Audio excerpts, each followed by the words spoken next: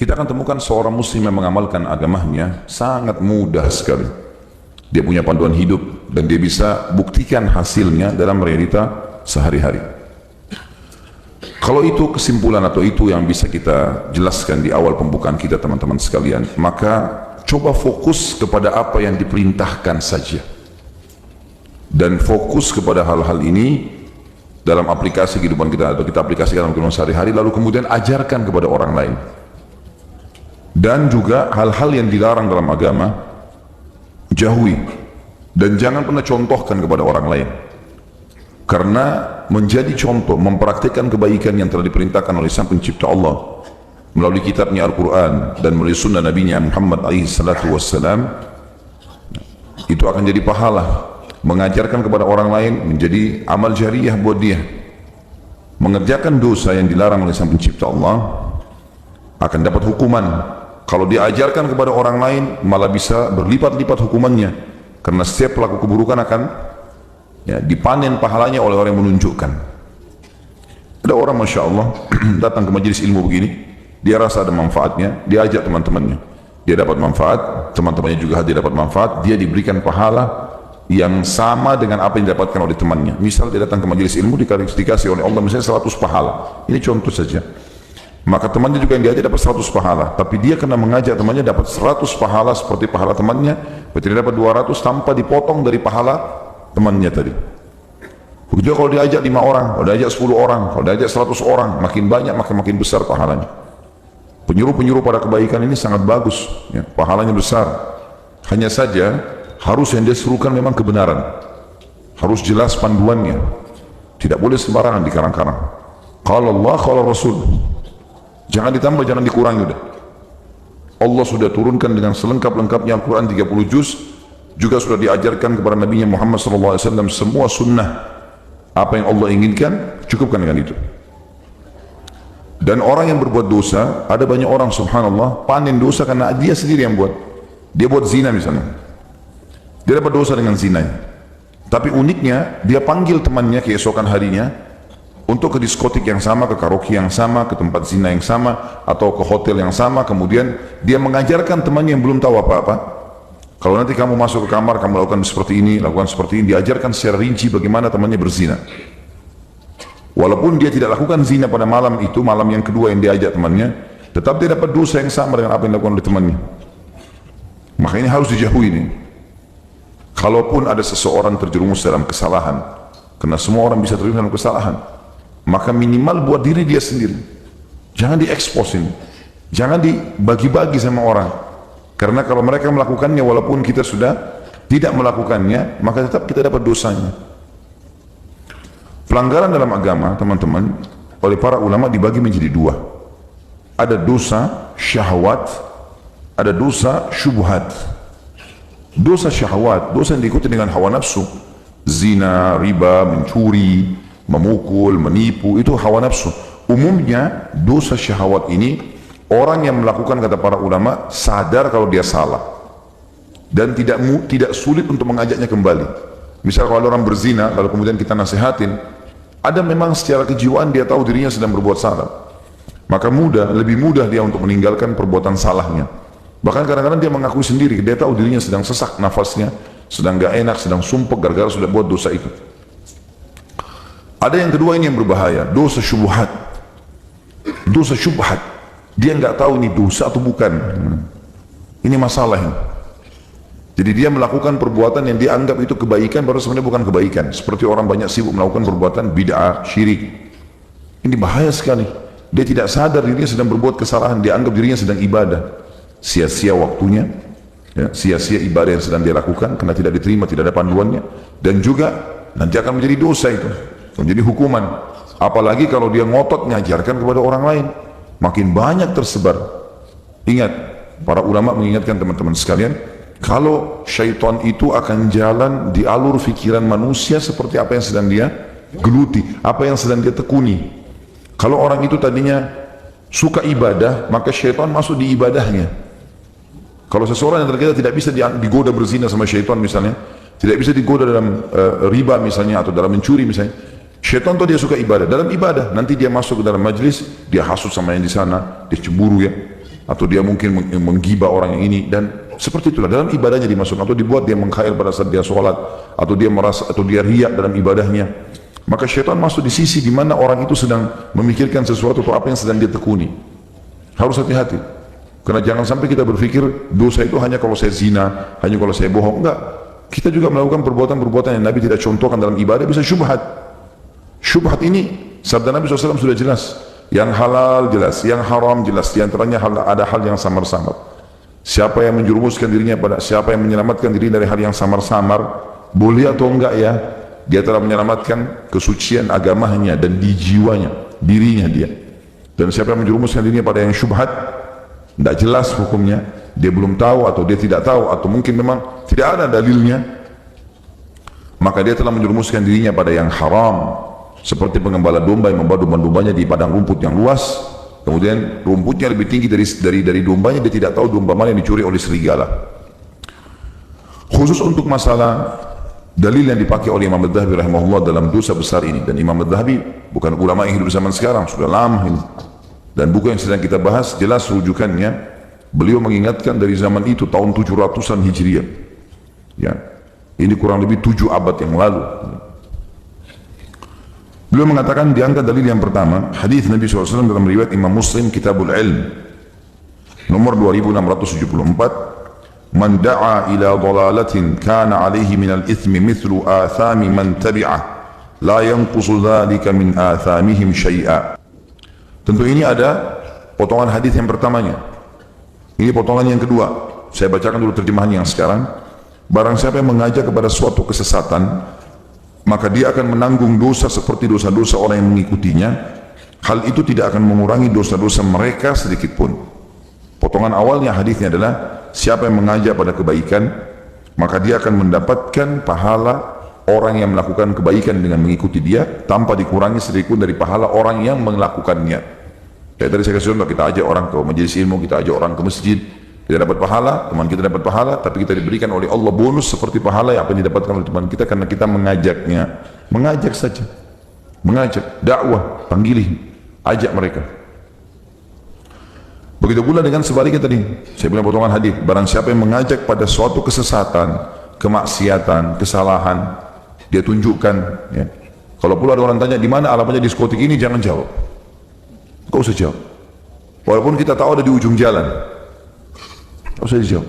Karena kalau kita jawab, oh saya nggak ke diskotik, tapi itu di sana tuh, di pojok sebelah kiri. Lalu dia pergi diskotik 3 jam, kita duduk di rumah baca buku dapat dosa.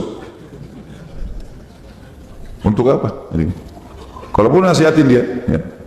Saya mau tanya diskotik di mana, mas orang muslim ya, tanya siapa tahu dia muslim, iya saya muslim, sudah tahu gak itu nggak boleh loh, diskotik haram gini-gini. Ya udah itu urusan saya, ya sudah, saya juga nggak bisa tunjukin, saya nggak mau dapat dosa kalau saya tunjukin. Siapa tahu jadi penyebab hidayahnya, siapa tahu. Subhanallah, dalam beberapa bahasa Arab dikatakan, bisa saja sebuah kalimat yang kau ucapkan bisa mengubah hidup seseorang, berubah jadi totalitas, secara totalitas menjadi kebaikan. Saya pernah sampaikan teman-teman, kalau masih ingat kisah Abu Hanifah. Abu Hanifah itu mulai menuntut ilmu umur 35 tahunan, bukan dari anak-anak seperti Imam Syafi'i, Imam Ahmad dari kecil sudah hafal Quran, umur 6 tahun, 7 tahun sudah hafal Quran. Ini enggak, Imam Abu Hanifah 35 tahun, itu pun masih belum tahu sholat waktu itu, sholatnya masih terbengkalai, maksudnya masih kurang sempurna. Terbukti beliau menceritakan sebabnya beliau menuntut ilmu sampai akhirnya hafal Quran jadi ulama besar, gara-gara masuk di masjid di Irak, dia sholat salah, sholat jadi tegur sama salah satu jemaah, ini sholatmu salah, yang benar itu begini. Gara-gara itu Abu Hanifah mengatakan, saya malu, masa saya sholat saya nggak tahu umur 35 tahun. Akhirnya beliau mulai belajar gitu, mulai belajar sampai akhirnya hafal Quran. Abu Hanifah sampai menghafal kurang lebih 800.000 hadis. Makanya beliau termasuk imam mazhab, karena Imam Ahmad mengatakan syarat menjadi imam mazhab harus minimal menghafal 500.000 hadis dengan sanadnya, fulan baru hadisnya dihafal semua. Abu Hanifah bisa hafal begitu. Apa kata para ulama? Orang yang mengingatkan Abu Hanifah di masjid tadi itu panen seluruh pahalanya Abu Hanifah. Karena gara-gara dia luruskan kesalahannya, Abu Hanifah jadi sadar, belajar, jadi ulama besar. Dari mana kita tahu teman-teman, orang yang salah sholat di sebelah kita jadi ulama besar nanti? Bisa jadi gara-gara teguran dia, atau gara-gara peringatan kita gitu ya. Atau mungkin kita kasih dia sebuah buku. Ada buku-buku kecil yang sering kita bagikan, ini banyak sekali. Buku doa, buku sholat, tidak seberapa nilainya. harga gorengan ini. Dari datang ke masjid, bawa di tas antum 10 buku. Dari masjid, saya dengan barbot, saya mau titip ya, taruh di pojok-pojok di masjid, mungkin ada rak, bisa dibaca oleh jemaah. Atau kita bagi-bagi pada saat habis sholat Jumat, atau lagi di angkutan umum. Bisa kita bagi buku, gak usah jual, gitu kan. Pahala. Target sehari 10 orang lah, 10 buku kita bagi. 10 hari 100 orang. 1 bulan 300 orang. 10% saja. Ya. 30 orang dapat hidayah. 1% dia, 3 orang. 3 orang selama dia ibadah kita dapat pahalanya.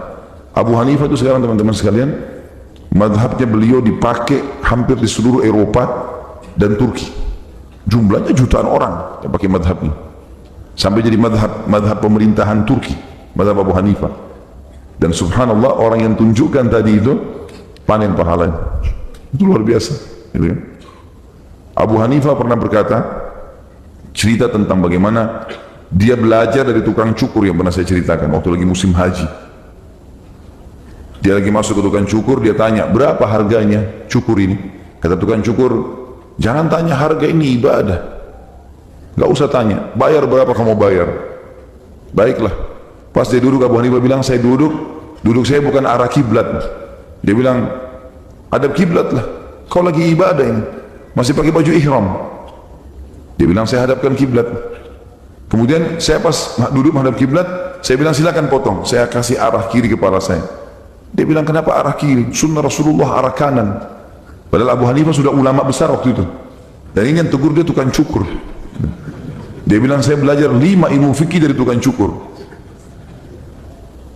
Masalah tadi, jangan negosiasi masalah cukur. Datang 10 rial, bayar aja 10 rial. Gak usah negosiasi, ibadah. Ya. Kemudian hadap kiblat pada saat dicukur. Ini mazhab Abu Hanifah ya. Kemudian cukur sebelah kiri, disuruh oleh tukang cukur, bilang sebelah kanan, sunnah Rasul, sudah 3. Dia bilang, sementara saya lagi dicukur, saya diam, nunggu. Tukang cukur bilang, kenapa kau diam? Ini ibadah, zikir, berdoa. Abu Hanifah benar juga. Kenapa saya bengong, dia mendingan saya zikir. Dia bilang, sambil saya berzikir. Udah selesai, yang fikih yang kelima dia bilang, begitu saya sudah bayar, saya mau pergi, dia bilang, kamu mau kemana? Dia bilang, saya mau pulang. Sebentar, kamu baru selesai manasik. Berdoa, ini mustajab. Dia bilang, baiklah, saya berdoa. Dia bilang, saya tukang cukur ini, nggak ada tanda-tanda, nggak ada ciri ulamanya. Orangnya kayak orang biasa, orang awam. Kata Abu Hanifah, saya tanya kamu atas nama Allah, dari siapa kau belajar tadi itu? Dia bilang, saya pernah mencukur Atha bin Abi Rabah, seorang tabi'in. Atha bin Abi Rabah, teman-teman, datang cukur ke tempatnya tukang cukur, nggak banyak ngomong. Dia cuma datang, terus kemudian dia langsung, saya mau cukur. Dia nggak negosiasi harga. Kemudian dia duduk, dia hadap kiblat. Pada saat lagi cukur, dia berikan isyarat tukang cukur mulai sisi kanan. Kemudian dia sambil berzikir. Setelah pas mau pergi, dia berdoa. Kata tukang cukur apa? Saya pernah mencukur Atha bin Abi Rabah, dan dia kerjakan itu. Dan setiap kali orang datang cukur di tempat saya selalu nasihatin yang sama.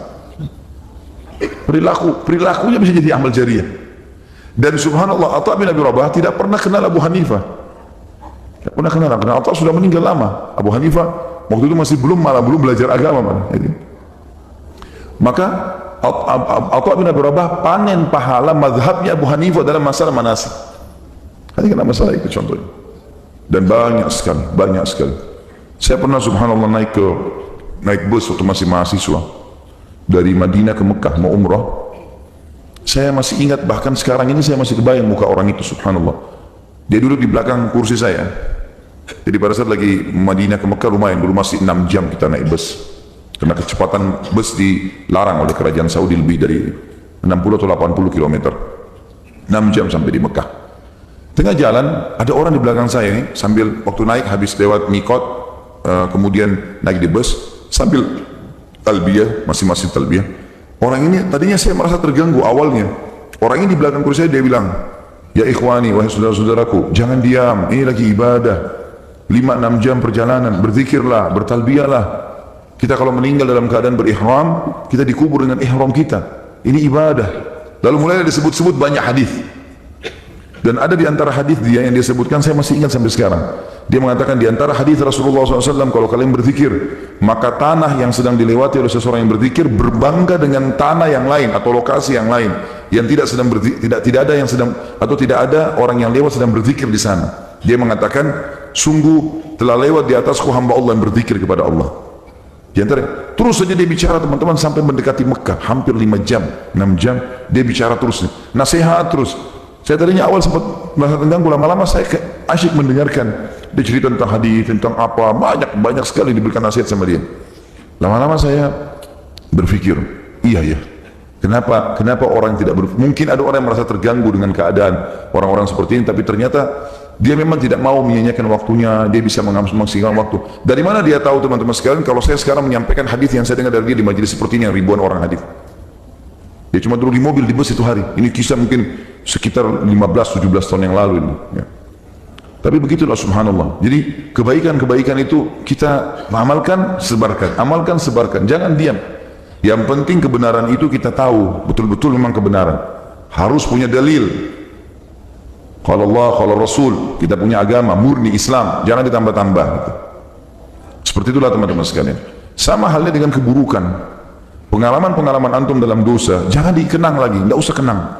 Apalagi kalau sampai mengajarkan ke orang lain, apalagi kalau menceritakan ke orang lain. Bahkan sebagian ulama mengatakan dianjurkan agar seseorang tidak menceritakan maksiatnya di masa sebelum dia taubat, walaupun dia menjadikan sebagai ibrah dan pelajaran bagi orang lain. Lebih baik dia hindari. Khawatir kalau dia sebutkan, dia terkenang, bisa mengingat, jadi masalah buat dia. Misal dia bilang, saya dulu juga pernah berzina. Nah, untuk apa? Saya juga tahu itu begini dan begitu. Lebih baik dia mengatakan, jangan berzina, tapi menikahlah. Lalu dia sebutkan fadilah daripada dia mengenang masa lalunya. Saya sudah pernah laluin itu semua obat-obatan, saya pernah laluin itu begini-begini. Enggak ada gunanya. Apa gunanya? Nah, disebutin. Karena kita dianjurkan untuk menutupi aib kita sendiri. Itu aib, enggak boleh. Kata Nabi SAW, orang yang buruk kedudukannya di sisi Allah adalah orang yang telah Allah tutupi aibnya semalaman, lalu dia bongkar sendiri besoknya. Malam hari dia zina, malam hari dia mabuk, malam hari segala, Allah tutup semalam suntuk, gak ada yang tahu. Besok dia sendiri yang ekspos di kantornya, atau di jalan, atau di keluarganya. Apalagi kalau sampai ajarkan ke orang lain ini. Ya. Kita sebagai orang tua jangan ajarkan amal buruk kepada anak-anak, jangan wariskan keburukan kepada teman-teman, kepada kerabat, kepada istri, kepada suami. Ya. Walaupun kepada orang tua kita juga harusnya kita pahami teman-teman sekalian. Dan ini berbahaya sekali karena dosa-dosa kita akan panen dari situ.